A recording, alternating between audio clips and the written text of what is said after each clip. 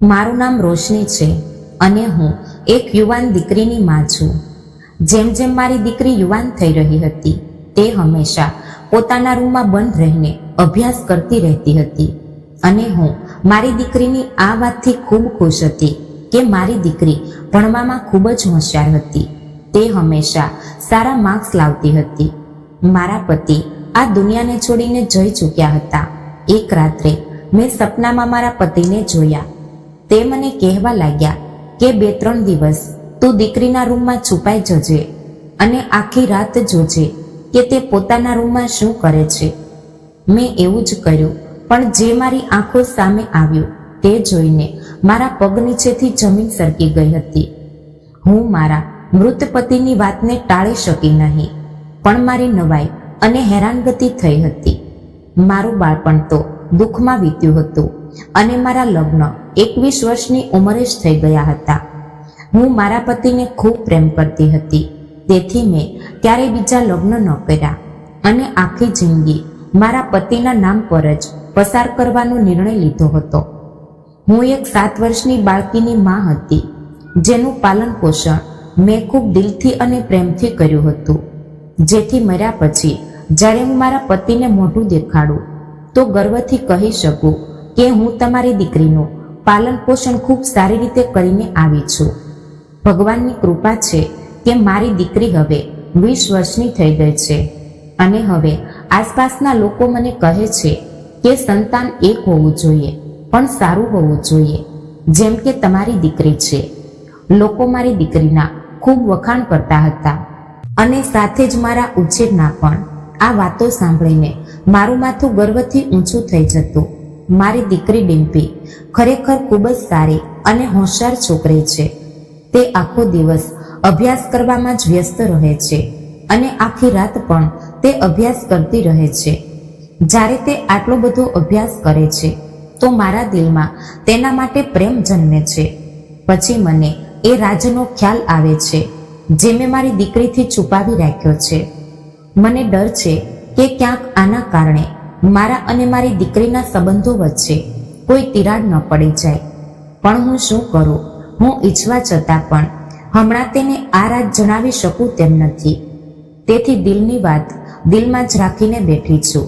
હું ઈચ્છું છું કે મારી દીકરીના લગ્ન જલ્દીથી જલ્દી થઈ જાય.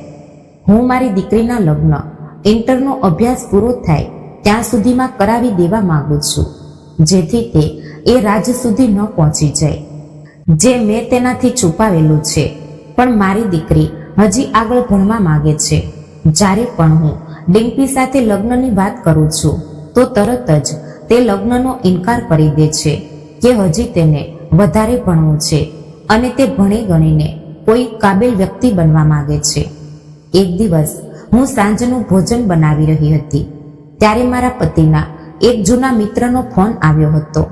તે અમને તેની દીકરીના લગ્નનું આમંત્રણ આપી રહ્યા હતા અને કહી રહ્યા હતા કે જલ્દીથી જલ્દી તમે તમારા દીકરીને લઈને અમારા ઘરે આવી જજો. અમારો તેમની સાથે સારો સંબંધ હતો, કારણ કે મારા પતિના મિત્રની પત્ની મારી ખૂબ સારી મિત્ર હતી. અમે બંને એક સાથે જ કોલેજમાં ભણતા હતા. તેમણે કહ્યું કે મારી એકમાત્ર દીકરી સંજનાના લગ્ન છે, તેથી અમે તમને 1 મહિનો પહેલા જ અમારા ઘરે બોલાવવા માંગીએ છીએ. હું આ વાતથી ખૂબ ખુશ થઈ ગઈ હતી.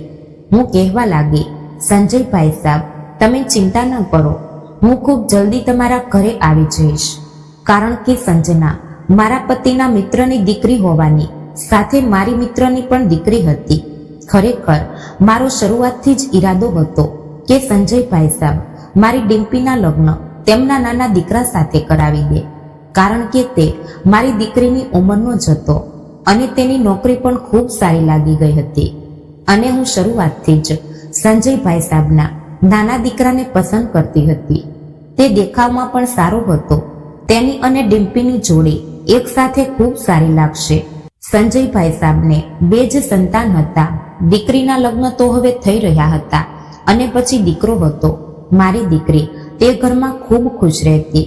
મેં જલ્દીથી ભોજન બનાવ્યું અને ઉઠીને ડિમ્પીના રૂમ તરફ જવા લાગી. મેં જેવો રૂમનો દરવાજો ખોલવા માટે હાથ લંબાવ્યો તો એ જોઈને હું હેરાન રહી ગઈ હતી કે ડિમ્પીએ તો પોતાનો રૂમ અંદરથી લોક કર્યો હતો. મેં જોરથી દરવાજો ખખડાવ્યો તો થોડી વાર રાહ જોયા પછી દરવાજો ખુલ્યો હતો. મારી દીકરીને પસીનો આવી રહ્યો હતો અને તે ખૂબ ગભરાયેલી લાગી રહી હતી. હું કહેવા લાગી, શું વાત છે ડિમ્પી? તે દરવાજો અંદરથી કેમ બંધ કર્યો હતો અને આટલી વાર કેમ લગાડી? તે કહેવા લાગી, માં, હું બાથરૂમમાં નહાતી હતી. મેં કહ્યું, અચ્છા, છોડ આ બધું, અહીં આવ અને મારી પાસે બેસ. હું મારી દીકરીનો હાથ મારા હાથોમાં પકડીને તેને મારી સાથે સોફા પર લઈને બેઠી. હું કહેવા લાગી, તને ખબર છે બેટા, તારા ફેવરિટ સંજય અંકલનો ફોન આવ્યો હતો. તે આપણને સંજનાના લગ્ન માટે બોલાવી રહ્યા છે. તું તારું પેકિંગ શરૂ કરી દે છે. 2 દિવસ પછી જ અહીંથી નીકળી જઈશું. આ સાંભળીને ડિમ્પીના ચહેરાનો રંગ ઉડી ગયો હતો. તે કહેવા લાગી, માં, હું નહીં જઈ શકું. તેની વાત સાંભળીને મને એકદમ ગુસ્સો આવ્યો અને હું કહેવા લાગી, કેમ? તું કેમ નહીં જાય? તે કહેવા લાગી, માં, મારી પરીક્ષાઓ શરૂ થવાની છે. મારે મારી પરીક્ષાઓની તૈયારી કરવી છે અને હું કોઈ પણ સંજોગોમાં મારો અભ્યાસ છોડીને ન જઈ શકું. હું કહેવા લાગી, બેટા, વાતને સમજ.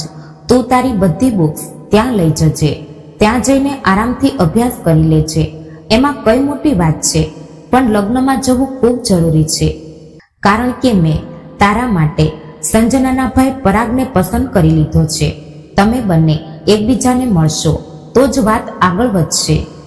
તે ખાલી આંખોથી મારી સામે જોઈને કહેવા લાગી, માં, હું લગ્નને કાબિલ નથી રહી. મને ડિમ્પીની આ વાત ખૂબ ખરાબ લાગી હતી.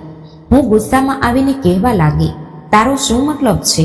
તે ગભરાઈ ગઈ અને કહેવા લાગી, માં, મેં તમને કેટલી વાર કહ્યું છે, હું ભણી ગણીને કંઈક બનવા માંગુ છું. હું તેની આ વાત સાંભળીને બસ તેને તાકી રહી.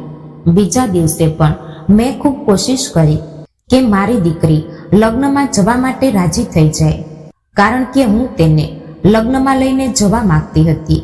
મેં તો ત્યાં સુધી કહી દીધું હતું કે જો તું લગ્ન પર નહીં જાય તો હું પણ નહીં જાઉં, પણ તોય તેણે મારી વાત ન માની હતી. હું પહેલાથી જ મારી મિત્ર કલ્પનાના ઘરે જવા માંગતી હતી, પણ મારી દીકરીને મનાવવાની પાછળ નહોતી જઈ શકી. જ્યારે કે હવે લગ્નમાં માત્ર 5 દિવસ બાકી રહ્યા હતા. મજબૂરીમાં મારે મારી જ બધી તૈયારી કરવી પડી હતી.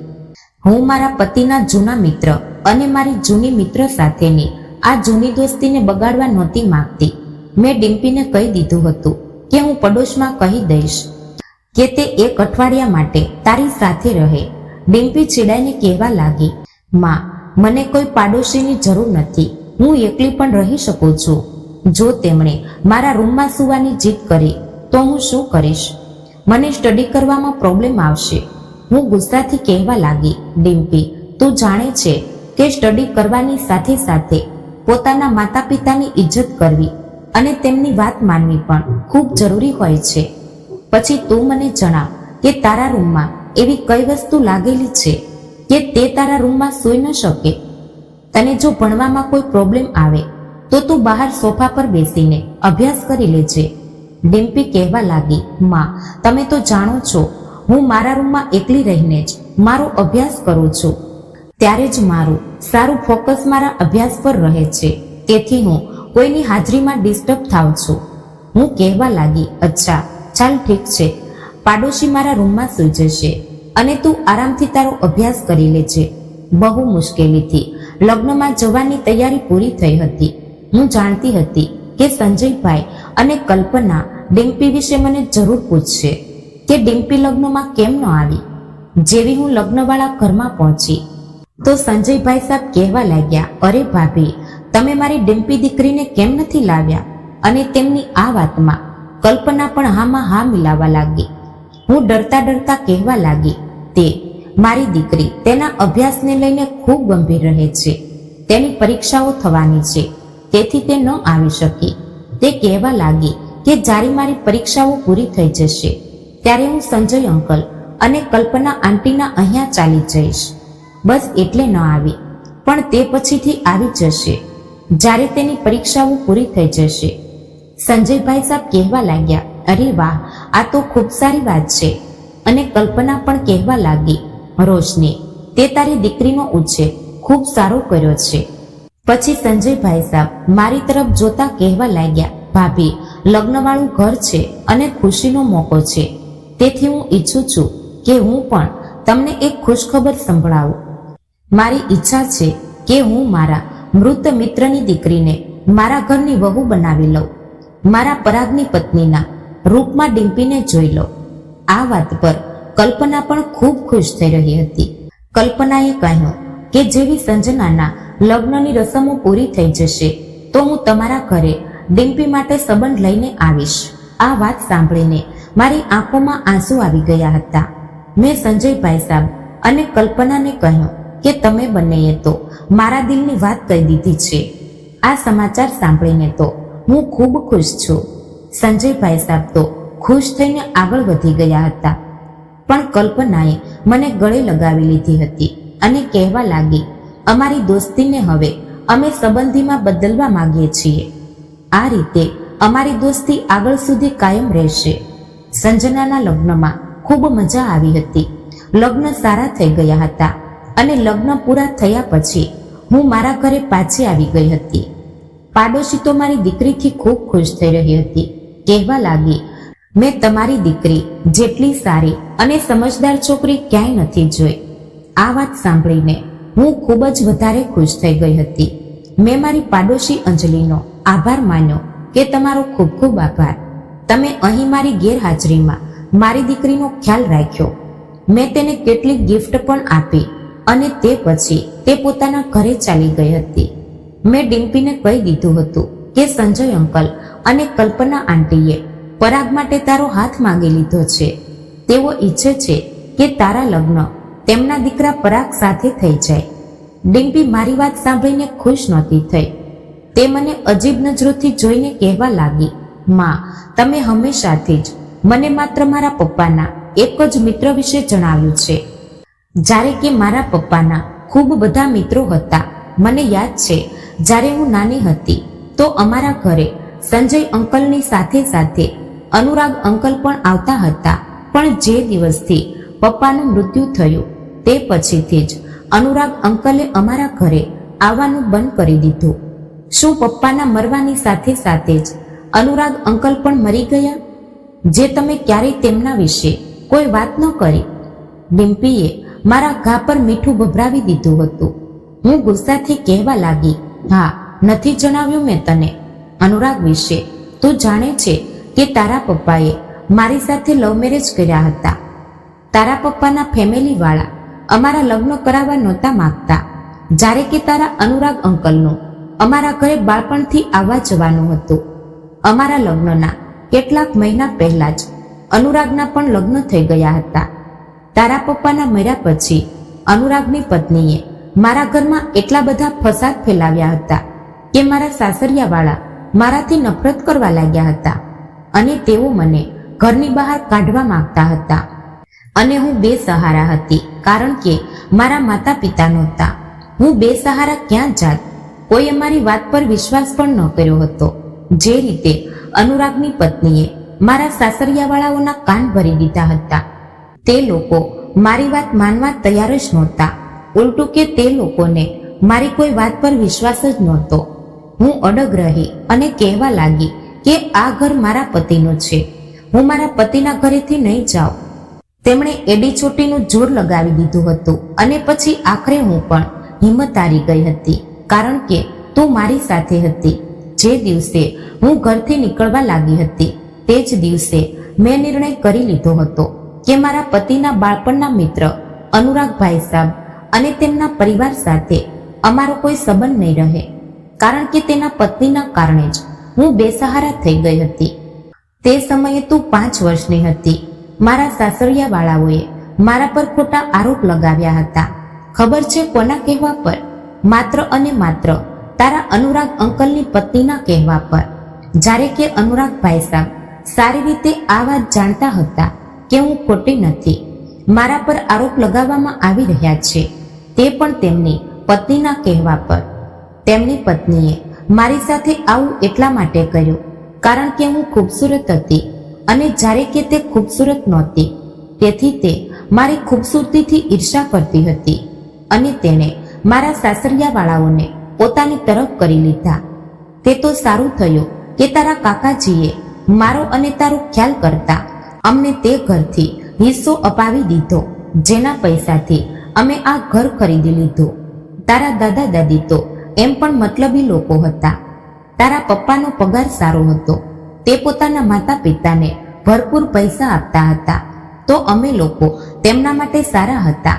પણ જ્યારે તારા પિતા મરી ગયા તો તેમની દીકરી અને પત્ની તેમના માટે ખરાબ થઈ ગયા હતા. તારા કાકા કાકી ખૂબ સારા લોકો છે, તેથી તે અમારા ઘરે આવવા જવાનું રાખે છે અને મુશ્કેલ સમયમાં તેમણે અમારો સાથ પણ આપ્યો.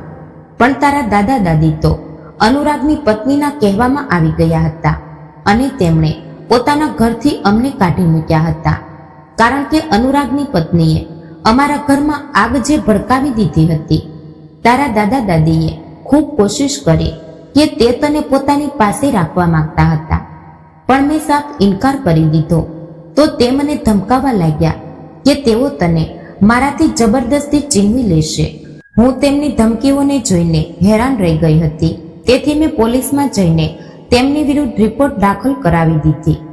પોલીસ જ્યારે તારા દાદા દાદીના ઘરે ગઈ તો તારા કાકાએ વાત સંભાળી લીધી અને પોલીસને પાછી મોકલી દીધી, કારણ કે તે સમજદાર હતા અને આ રીતે તેમની અને તેમના પરિવારના બધા લોકોની ગામમાં બદનામી થઈ શકતી હતી.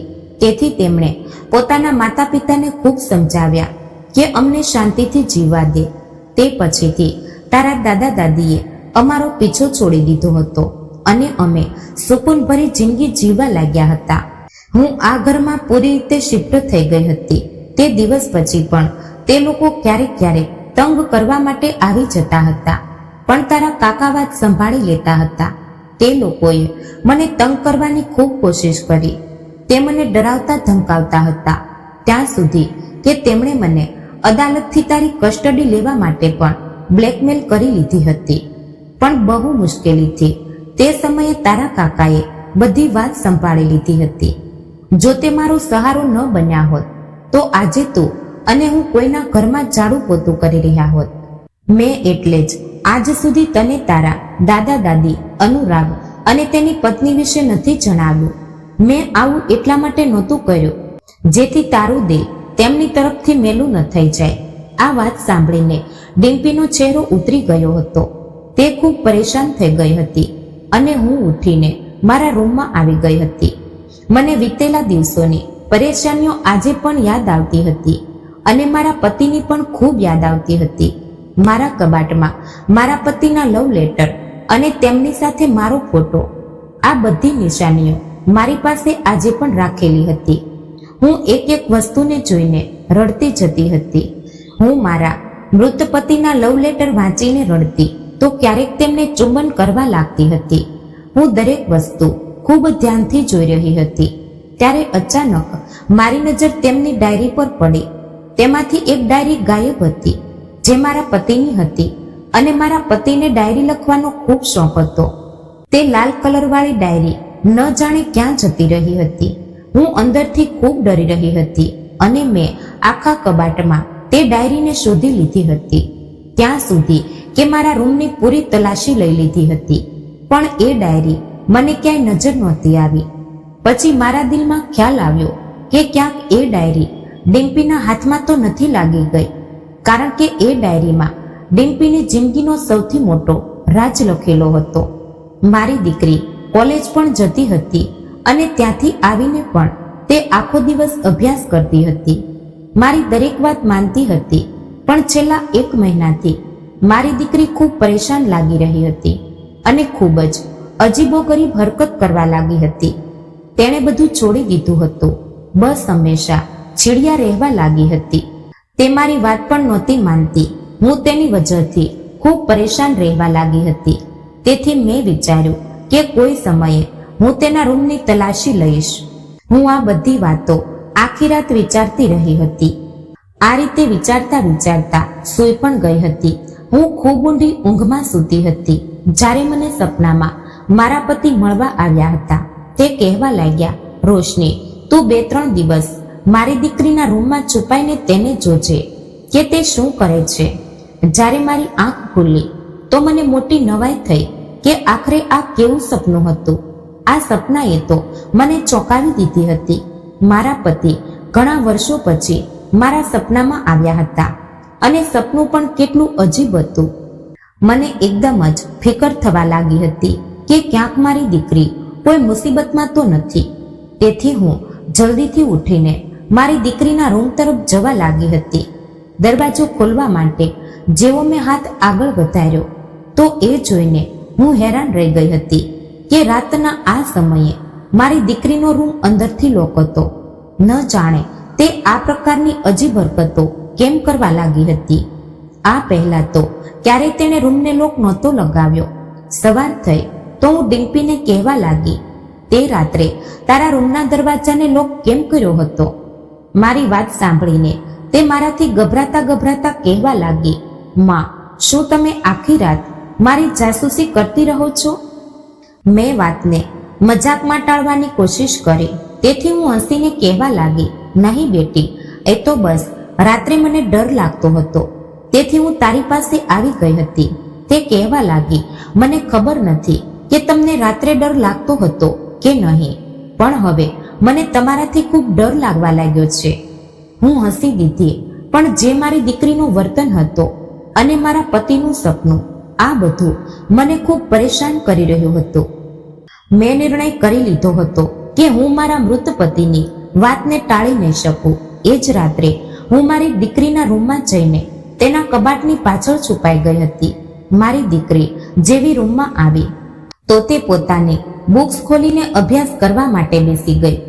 તે તો પોતાની સ્ટડી કરવામાં વ્યસ્ત હતી, જ્યારે કે હું કબાટની પાછળથી ઊભી રહીને છુપાઈને તેને જોઈ રહી હતી. આખી રાત મારી દીકરી અભ્યાસ કરવામાં વ્યસ્ત રહી હતી. સવારના લગભગ 6 વાગ્યે તેણે પોતાની કિતાબો બંધ કરી અને તે પોતાના પલંગ પર જઈને સૂઈ ગઈ હતી અને હું સૂઈ ગઈ હતી. જ્યારે કે મારી દીકરી સવારના 8 વાગ્યે કોલેજ જતી હતી, તેથી માત્ર 1 કલાક જ સૂતી હતી. પણ આખી રાત એવું કંઈ નહોતું થયું જે મને ચોંકાવી દેત.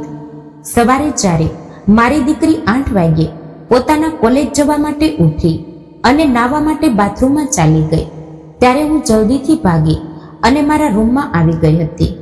આખી રાત ઊભા રહેવાને કારણે મારા પગમાં ખૂબ દુખાવો થઈ રહ્યો હતો અને મારું શરીર પણ તૂટી રહ્યું હતું.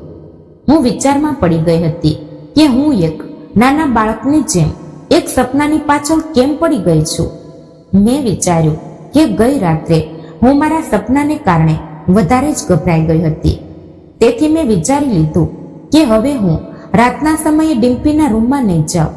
પણ જેવી રાત થઈ અને હું મારા રૂમમાં સૂતી હતી ત્યારે મારા કાનોમાં વારંવાર મારા પતિનો અવાજ સંભળાતો રહ્યો, જેમ કે તે મને કહી રહ્યા હોય કે જા રોશની, ડિમ્પીના રૂમમાં ચાલી જા. હું મારા નિર્ણય પર વધારે વાર ટકી ન શકી હતી. તેથી હું રાત થતાં જ એકવાર ફરીથી મારી દીકરીના રૂમમાં જઈને તેના કબાટની પાછળ છુપાઈ ગઈ હતી. આજે તો મારા પગમાં ખૂબ જ વધારે દુખાવો થઈ રહ્યો હતો, પણ હું સહન કરતી રહી અને ઊભી રહી. મેં તો ક્યારેય મારા પતિની વાતને નહોતી ટાળી. જ્યારે તે જીવતા હતા અને મને ખૂબ પ્રેમ કરતા હતા, આજે હું કેવી રીતે તેમની વાતને ટાળી શકતી હતી? આખી રાત હું આ જ રીતે કબાટની પાછળ ઊભી રહી હતી અને મારી દીકરી અભ્યાસ કરી રહી હતી. એક પછી એક કિતાબોને વાંચી રહી હતી. આ જ રીતે બીજી રાત પણ પસાર થઈ ચૂકી હતી. હું સવારે ફરી મારા રૂમમાં આવીને વિચારવા લાગી કે કદાચ આ સપનું મને એટલા માટે આવ્યું હશે કે હું રોજ મારા પતિની યાદોમાં ખોવાયેલી રહું છું અને તેમના ફોટાને વારંવાર જોઉં છું. તેથી મારા પતિની યાદો મારા મગજ પર સવાર થઈ ગઈ. કદાચ આ સપનાની કોઈ હકીકત જ ન હોય. મેં વિચારી લીધું કે હવે હું સપનાને કારણે મારી દીકરી પર શક નહીં કરું. મેં થોડો આરામ કર્યો અને ઉઠીને નાસ્તો બનાવવા માટે કિચનમાં ચાલી ગઈ હતી. નાસ્તો બનાવીને મેં વિચાર્યું, ચાલ ડિમ્પી માટે પણ નાસ્તો બનાવી દઉં. હું જેવી તેના રૂમમાં તેને નાસ્તો આપવા માટે ગઈ, હું મારી દીકરીના રૂમના દરવાજા સુધી જ પહોંચી હતી ત્યારે તેના રૂમમાંથી આવતો અવાજ મારા કાનોમાં પડ્યો હતો. તે રડી રહી હતી. હું ગભરાઈ ગઈ કે ન જાણે મારી દીકરીને શું થઈ ગયું અને તે આ રીતે કેમ રડી રહી છે. તે રડતા રડતા કહેવા લાગી, મને આજે તમારી ખૂબ યાદ આવી. જલ્દીથી તમે મારી પાસે આવી જાઓ. હું તમારા વિના નહીં રહી શકું. આ વાત સાંભળીને તો હું દંગ રહી ગઈ હતી.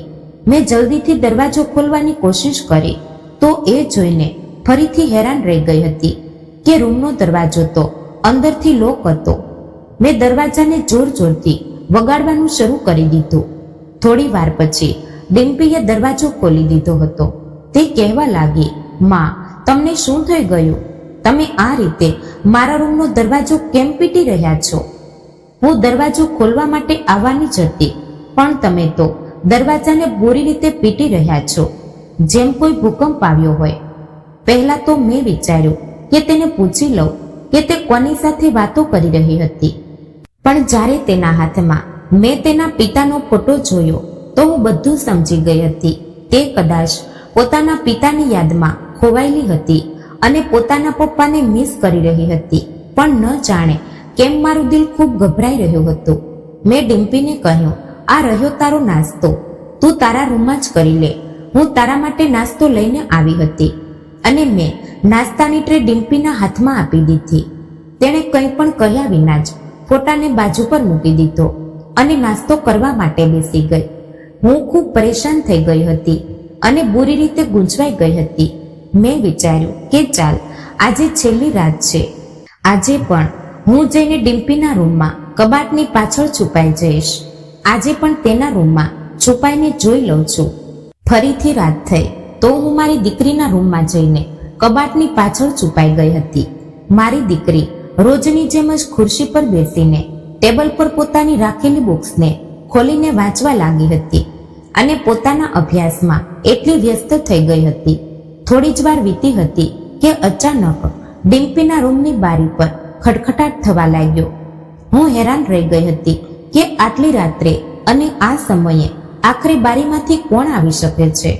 ડિમ્પીએ જલ્દીથી પોતાની બુક્સને બંધ કરી અને ઊભી થઈને બારી તરફ જવા લાગી અને તેણે બારી ખોલી દીધી. મને કોઈના કૂદવાની અવાજ સંભળાઈ હતી. મારું દિલ ખૂબ જોર જોરથી ધડકવા લાગ્યું હતું. ડિમ્પી રડવા લાગી હતી અને કહેવા લાગી, તમે આટલા દિવસોથી કેમ નથી આવ્યા?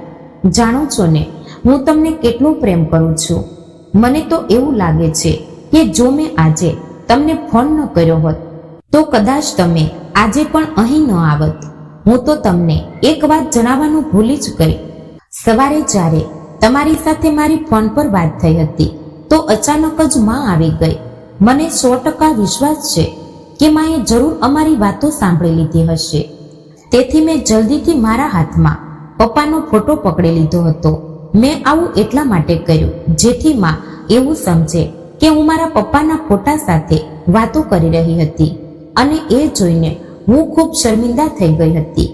મને મારી દીકરીની વાતો પર હેરાની થઈ રહી હતી. ત્યારે મને એક છોકરાના હસવાનો અવાજ સંભળાયો હતો. તે હસતા હસતા કહેવા લાગ્યો કે તું આજે બાલ બચી ગઈ છે. મેં તને કેટલી વાર કહ્યું છે કે તું મારી સાથે ચાલ. તું મારી સાથે પણ નથી જતી અને હંમેશા મને યાદ કરીને રડતી પણ રહે છે. આનાથી વધારે કંઈ સાંભળવાની મારામાં હિંમત નહોતી. હું ઘણી વારથી આ બંનેની આવી બેતુકી વાતો સાંભળી રહી હતી. તેથી હું જલ્દીથી કબાટની પાછળથી નીકળી આવી હતી અને આ બંનેની સામે જઈને ઊભી રહી ગઈ. આ બંનેની નજર જેવી મારા પર પડી તો તેમની આંખો ફાટી ગઈ હતી અને તે મને પોતાની ફાટેલી આંખોથી જોઈ રહ્યા હતા. ડિમ્પી આગળ વધીને કહેવા લાગી, માં, તમે કેવી હરકત કરી છે? તમે અહીં શું કરી રહ્યા છો? તમને શરમ નથી આવતી તમારી દીકરીના રૂમમાં છુપાવાથી? તમે આવી ઘૃણાસ્પદ હરકત કેવી રીતે કરી શકો છો? મને મારી દીકરી પર ખૂબ ગુસ્સો આવી રહ્યો હતો. ડિમ્પી શર્મિંદા થવાને બદલે ઉલટું મારા પર જ ચડી દોડતી હતી. ત્યારે હું ચીસો પાડીને કહેવા લાગી, બંધ કર તારી બકવાસને. જો મારી સામે વધારે બોલવાની કોશિશ કરી તો તારી જીભ ખેંચી લઈશ. તને શરમ આવી જોઈએ કે તું ઘરમાં આ છોકરાને બોલાવી રહી છે. કોણ છે આ છોકરો? તને શરમ નથી આવતી તારી માને જૂઠું બોલતા? અને તારા પિતાની ઇજ્જતને ખાકમાં મિલાવતા. હું તો ક્યારે મરીને પણ એ નહોતી વિચારી શકતી કે તું આટલી ખરાબ નીકળીશ. ફોન પર રોઈ રોઈને પોતાના આશિકને ઘરે બોલાવીશ, અને આ છોકરાને તો જો ભાગી પણ નથી રહ્યો, આંખથી આંખ મિલાવીને ઊભો છે. આ એ જ વિચારતો હશે કે એક બેસહારા અને તે વૃદ્ધ સ્ત્રી અમારું શું બગાડી લેશે. ડિમ્પી કહેવા લાગી, માં, આ મારો આશિક નહીં, પણ આ મારો પતિ છે. અમે બંનેએ એકબીજા સાથે લગ્ન કરી લીધા છે. આ વાત સાંભળીને તો મારા પગ નીચેથી જમીન સરકી ગઈ હતી. તે આખરે મારી દીકરી આ બધું શું કહી રહી હતી? મેં કહ્યું, અરે છોકરી, તને આ બધું કરતા શરમ નથી આવતી? કોણ છે આ છોકરો? કેવી રીતે ઓળખે છે તું આને? આ સાંભળીને ડિમ્પી રડવા લાગી અને જણાવવા લાગી કે હા માં, હું સાચું કહી રહી છું. આ મારો પતિ છે. આના વિશે મને મારા પપ્પાની ડાયરીમાંથી ખબર પડી હતી, અને એ જ ડાયરી પર તેના ઘરનું સરનામું પણ લખેલું હતું. તેનું નામ રાજ છે. પપ્પાની ડાયરીમાં રાજ વિશે બધી ડિટેલ લખેલી હતી, અને હવે હું બધું જાણી ચૂકી છું. અમે બંને ખૂબ નાના હતા અને અમે બંને બાળપણથી પાકા મિત્રો હતા. અમે બંને એક સાથે રમતા હતા. પપ્પાએ મારા અને રાજના સંબંધ નક્કી કરી દીધા હતા. આ અનુરાગ અંકલનો દીકરો છે. ડાયરીમાં લખ્યું હતું કે મારી ઈચ્છા છે કે મારી દીકરીના લગ્ન મારા મિત્રના દીકરા રાજ સાથે થઈ જાય, અને મારી દીકરીના જન્મ પછી મેં મારા મિત્રને વચન આપ્યું હતું કે મારી દીકરી યુવાન થયા પછી તારા દીકરા રાજની પત્ની બનશે અને તારા ઘરની વહુ બનીને જશે. અને તેમાં મારા માટે પણ કંઈક લખેલું હતું. પપ્પાએ લખ્યું હતું કે ડિમ્પી, જો મને કંઈ થઈ ગયું તો યુવાન થયા પછી તું કોઈ બીજાને પસંદ ન કરતી. જે છોકરાને મેં તારા માટે પસંદ કર્યો છે, તું તેની સાથે જ લગ્ન કરજે. હવે તમને જરાય શરમ ન આવે કે તમે મારાથી મારા પિતાના વચન વિશે છુપાવીને રાખ્યું. તમે મારા દાદા દાદીને તો મારાથી છુપાવીને રાખ્યા હતા. હું માત્ર મારા કાકા કાકીને જાણતી હતી અને એવું વિચારતી હતી કે મારા દાદા દાદી દુનિયામાં છે જ નહીં. પણ જ્યારે તે દિવસે તમે મને દાદા દાદી વિશે બધી વાત જણાવી તો હું સમજી ગઈ હતી કે એટલે માએ મને દાદા દાદી વિશે નહોતું જણાવ્યું, કારણ કે તેમણે અમારી સાથે ખૂબ ખોટું કર્યું હતું. અને તમે અનુરાગ અંકલની પત્ની વિશે પણ જણાવી દીધું હતું કે તેમણે તમારી સાથે ખૂબ ખરાબ કર્યું હતું. પણ તમે એકવાર પણ અનુરાગ અંકલના દીકરા રાજનો ઉલ્લેખ સુદ્ધા મારાથી ન કર્યો, જ્યારે કે તમે મારા લગ્ન સંજય અંકલના દીકરા પરાગ સાથે કરાવવા માંગતા હતા. તમે આવું એટલા માટે કર્યું કે ક્યાંક મને કંઈ યાદ ન આવી જાય કે રાજ મારો બાળપણનો મિત્ર છે. રાજની મમ્મીએ તમારી સાથે જેવું પણ કર્યું, પણ તે જૂની વાત હતી. મારા પપ્પા તો મારો સંબંધ રાજ સાથે પાકો કરીને ગયા હતા અને તેના પિતાને વચન આપી ગયા હતા. તેથી હું મારા પિતાએ આપેલા વચનને તોડી ન શકતી હતી. તમારા કબાટમાંથી મને મારા પપ્પાના લેટર પડેલા મળ્યા હતા, અને તેની સાથે સાથે જ મારા પપ્પાની ડાયરી પણ રાખેલી હતી. હું તે ડાયરીઓમાંથી એક ડાયરીને મારી પાસે લઈને આવી ગઈ હતી, અને મેં જ્યારે ડાયરી વાંચી તો તેમાં આ બધી વાતો લખેલી હતી. તેમાં જ રાજનું સરનામું પણ લખેલું હતું. તેથી હું કોલેજના બહાને એક દિવસ રાજને મળવા માટે ચાલી ગઈ હતી અને તેને બધી વાત જણાવી દીધી હતી. ખુશકિસ્મતીથી મને તે છોકરો મળી ગયો હતો જેને મારા પપ્પા મારા માટે પસંદ કરીને ગયા હતા. અને માં, જુઓ, હવે અમે બંને એક છીએ. હું ડિમ્પીની વાતો સાંભળીને રડવા લાગી હતી અને કહેવા લાગી, બેટી, તારા પપ્પાની મિત્રની પત્નીએ મારી સાથે ખૂબ ખોટું કર્યું હતું. હું નહોતી ઈચ્છતી કે તારા લગ્ન જો તે ઘરમાં થઈ જાય તો તે સ્ત્રી તારું જીવવું મુશ્કેલ કરી દે, કારણ કે જે સ્ત્રીએ મને પણ ન છોડી તો પછી તે તારી શું હાલત કરતી. અને આ જ સ્ત્રીના કારણે મારા સાસુ સસરાએ પણ મને ઘરની બહાર કાઢી મૂકી હતી.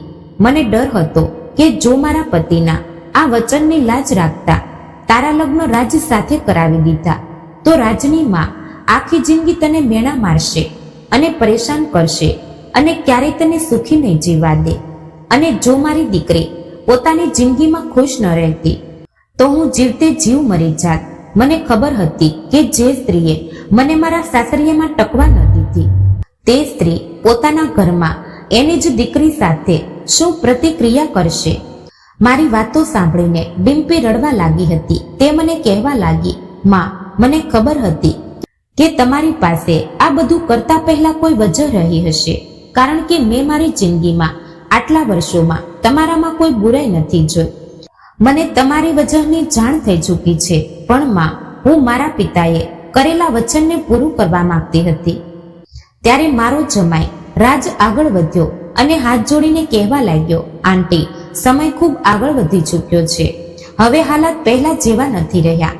બધા લોકો સારા થઈ ચૂક્યા છે અને હું તમને જણાવી દઉં કે માની તબિયત તો એટલી વધારે ખરાબ રહેવા લાગી છે કે તે પોતાના પલંગ પરથી ઊભી જ નથી થતી.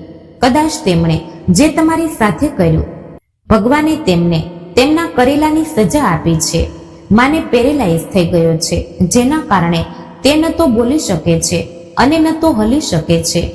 ડોક્ટરે થોડા દિવસોનો સમય આપ્યો છે. માની હાલત ખૂબ જ ગંભીર છે. તમે મારી સાથે ચાલો અને માને તેમની ભૂલ માટે માફ કરી દો.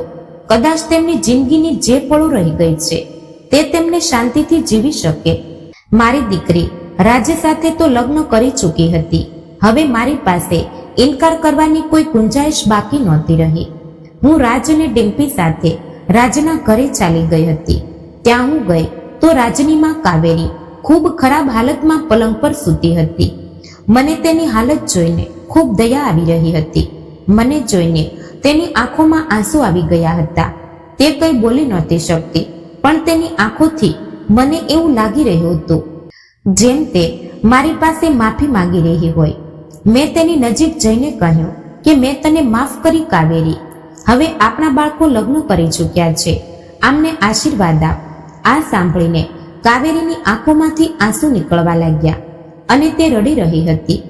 અનુરાગભાઈ સાહેબ પણ મને જોઈને ખૂબ ખુશ થયા હતા અને તેમણે જણાવ્યું કે ભાભી, જ્યારથી કાવેરીની તબિયત ખરાબ થવાની શરૂ થઈ હતી તે ત્યારથી જ સમજી ગઈ હતી કે તેણે તમારી સાથે ખોટું કર્યું છે.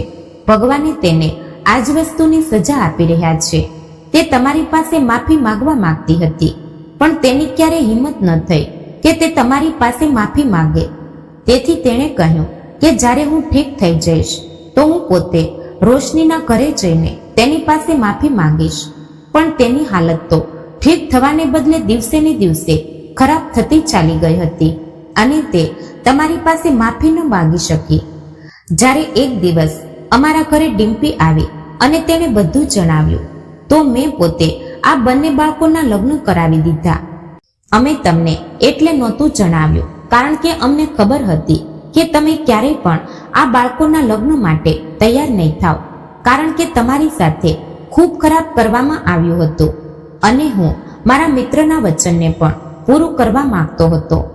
અનુરાગભાઈ સાહેબ મારી સામે હાથ જોડીને ઊભા થઈ ગયા અને કહેવા લાગ્યા, ભાભી, હું મારી પત્ની તરફથી તમારી પાસે માફી માંગુ છું. મારી પત્નીને માફ કરી દો અને સાથે સાથે મારા બાળકોને પણ, જેમણે તમારાથી છુપાઈને લગ્ન કર્યા. મારી દીકરી ખુશ હતી, એ જ મારા માટે ખૂબ હતું. મેં અનુરાગભાઈ સાહેબને કહ્યું, હવે જે થયું તે થયું, તમારે શર્મિંદા થવાની કોઈ જરૂર નથી. મેં કાવેરીને માફ કરી દીધી છે. આ કહીને હું મારા ઘરે આવી ગઈ હતી. પણ બીજા દિવસે જે ખબર આવી હતી તેણે મારા પગ નીચેથી જમીન કાઢી નાખી હતી. ડિમ્પીએ જણાવ્યું કે કાવેરીનું મૃત્યુ થઈ ગયું. કાવેરીના મૃત્યુ પર મને ખૂબ અફસોસ થયો હતો. હવે મારી દીકરી પોતાના સાસરિયામાં રહી છે અને ખૂબ ખુશ છે. આ રીતે મારા પતિનું સપનું પણ પૂરું થઈ ગયું હતું અને કાવેરીએ જે કર્યું હતું તેની તેને સજા પણ મળી ગઈ હતી. તો મિત્રો, આવી જ વાર્તા સાંભળવા માટે ચેનલને સબસ્ક્રાઇબ કરી દેજો, જેથી અમારા દરેક નવા વિડીયોની માહિતી સૌથી પહેલા તમને મળતી રહે. તો ફરી મળીશું એક નવી વાર્તા સાથે. ત્યાં સુધી આપ સૌને જય શ્રી કૃષ્ણ, રાધે રાધે, હર હર મહાદેવ.